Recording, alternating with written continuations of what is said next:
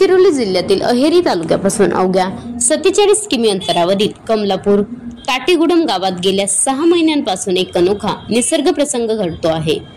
सत्यांना मलैया कटुक यांच्या घरातील विहिरीतून सतत गरम पाणी येत असून त्यावरून गावकऱ्यांमध्ये प्रचंड कुतूहलाचे वातावरण निर्माण झाले आहे।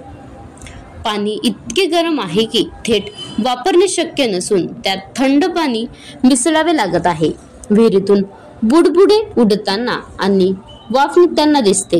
या घटनेचा अनुभव घेण्यासाठी आसपासच्या गावामधून लोक येऊन विहिरीतून पाणी काढून तपासत आहेत।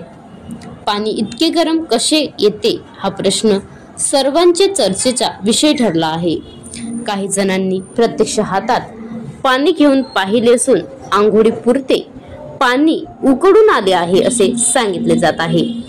भूगर्भातील उष्णतेचा परिणाम, खजिन्यांच्या रासायनिक प्रभाव किंवा भूगर्भीय उष्णतेमुळे निर्माण झालेली नैसर्गिक प्रक्रिया या कारणापैकी काही असू शकते असे तज्ञ प्राथमिक स्तरावर सांगत आहेत। देशभरातील विविध ठिकाणी अशा गरम पाण्याच्या झऱ्यांची नोंद जिओलॉजिकल सर्वे ऑफ इंडियाने केली आहे। मात्र गडचिरोली जिल्ह्यात प्रथमच अशी घटना उघडकीस आल्याने संशोधनाची आवश्यकता अधोरेखित झाली आहे।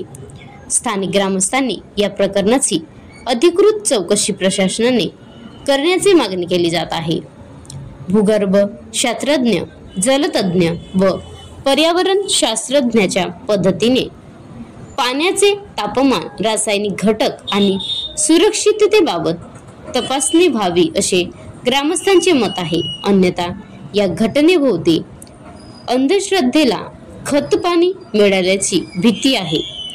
नक्षलग्रस्त आदिवासी बहुल क्षेत्रात गेल्या 6 महिन्यांपासून सुरू असलेली ही घटना केवळ गावकऱ्यांसाठीच नाही तर संशोधक व प्रशासनासाठीही गूढ ठरली आहे। कमलापूर ताटेगुडमची ही विहीर आता केवळ कुतूहलाचा विषय न राहता शास्त्रीय दृष्टिकोनातून संशोधनाची संधी बनली आहे। Maharashtra live news reporter Umesh Gajalvellivar, taluka प्रतिनिधी गडचिरोली।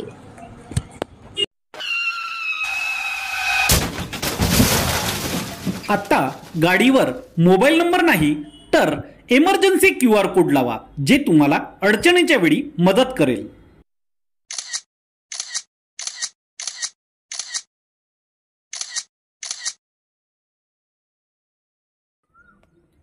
बनवा व्हिडिओ, पाठवा व्हिडिओ, आम्ही तुमच्या न्याय हक्कासाठी लढा देऊ।